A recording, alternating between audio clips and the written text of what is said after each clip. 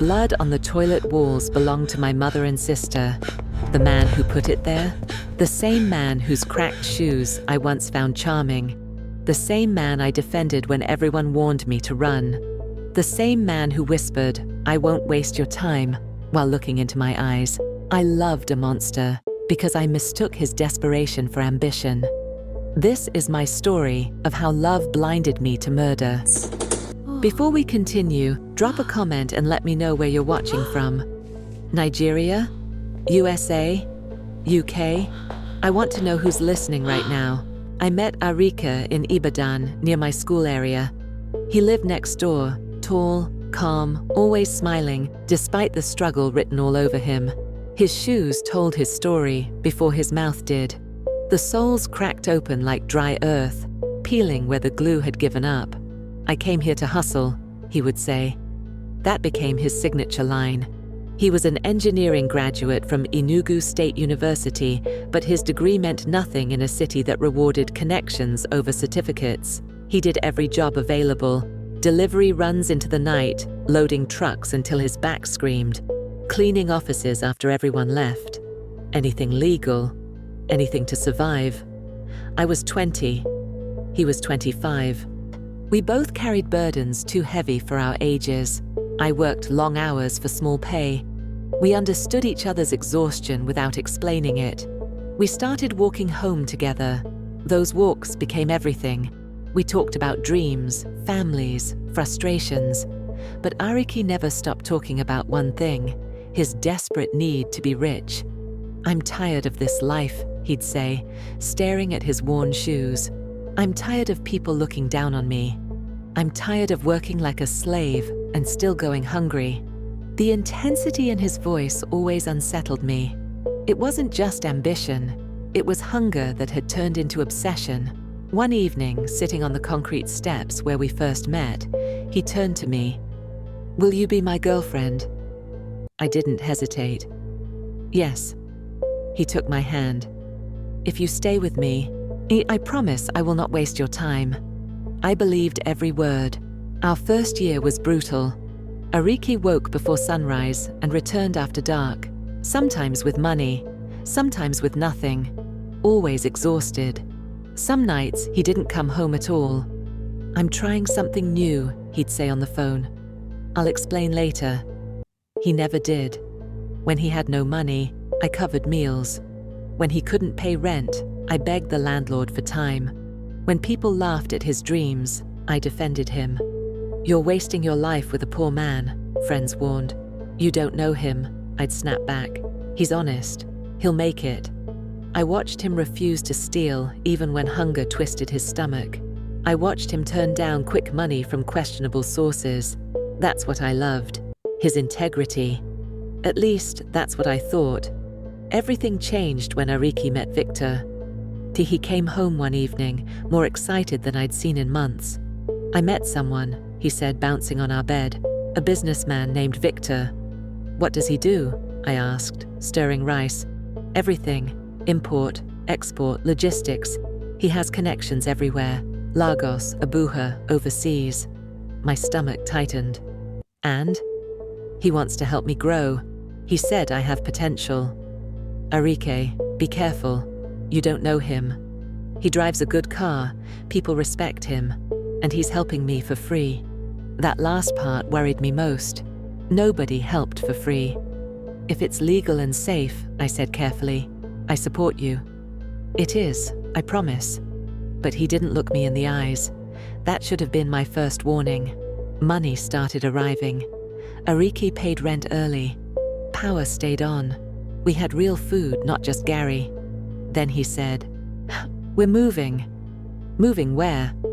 "A better apartment, 2 bedrooms, proper kitchen." "How can we afford that?" "Victor gave me an advance. Don't worry." We moved within a week.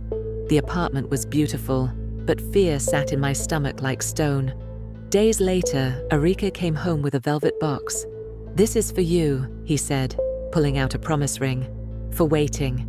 For believing when no one else did." I slipped it on. It sparkled. But questions whispered. How did he afford this? Is this from trading? I asked casually. No. Victor gave me money for a professional image.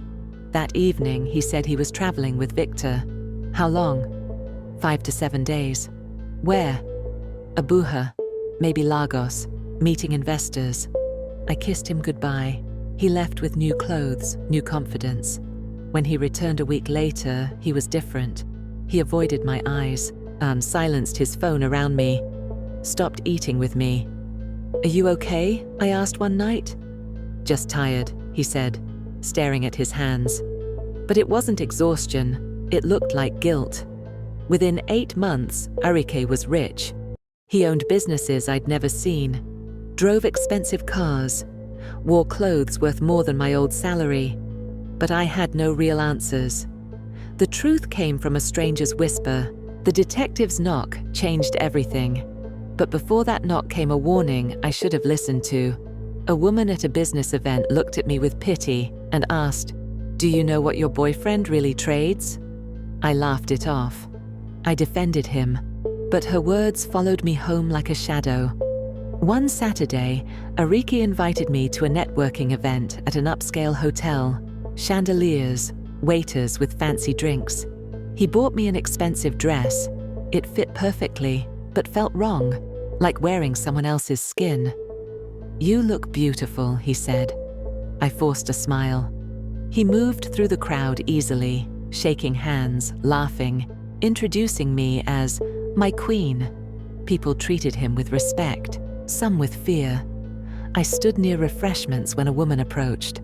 Older, sharp-eyed, well-dressed. "You're Arike's girlfriend," she said. "Yes." She leaned closer, out whispering.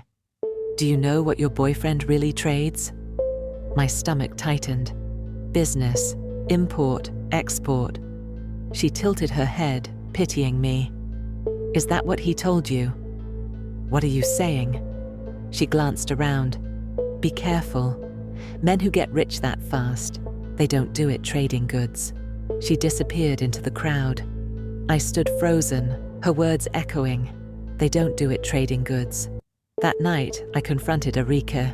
"What do you really do?" He froze. "What do you mean?" "A woman warned me. What are you trading?" His jaw tightened. "People are jealous. They see success and want to destroy it." "That's not an answer."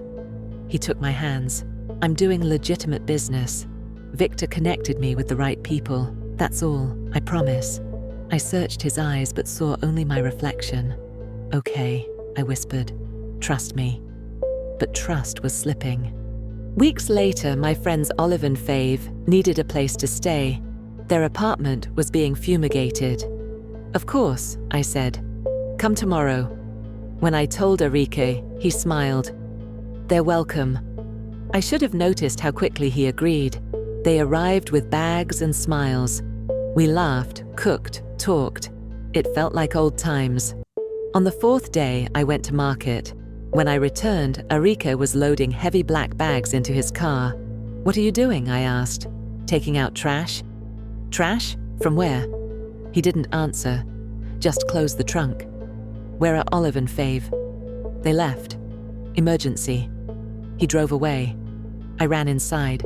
"Olive, Fave." Silence. Their bags were gone. Phones went to voicemail. When Arike returned, I was trembling. "Where did you take those bags?" "Dump site." "What was in them?"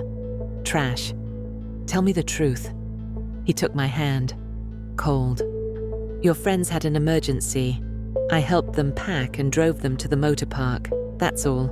I wanted to believe him, but fear choked me. A week later, 3 knocks echoed through our house. Arike opened the door.